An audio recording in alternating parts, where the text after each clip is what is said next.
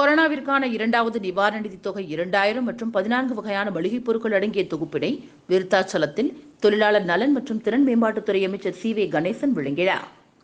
மாண்புமிகு தமிழக முதல்வர் மு.க.ஸ்டாலின் அவர்களின் உத்தரவிற்கு இணங்க கொரோனாவின் கால இரண்டாம் தவணையாக நிவாரண நிதி ரூபாய் 2000 மற்றும் 14 வகையான மளிகைப் பொருட்கள் அடங்கிய தொகுப்பினை கடலூர் மாவட்டம் விருத்தாச்சலம் சட்டமன்ற தொகுதி விருத்தாச்சலம் நகரம் ஜெயில் தெருவில் உள்ள நியாய விலைக் கடையில் தமிழக தொழிலாளர் நலன் மற்றும் திறன் மேம்பாட்டுத்துறை அமைச்சர் சி.வே. கணேசன் வழங்கினார்.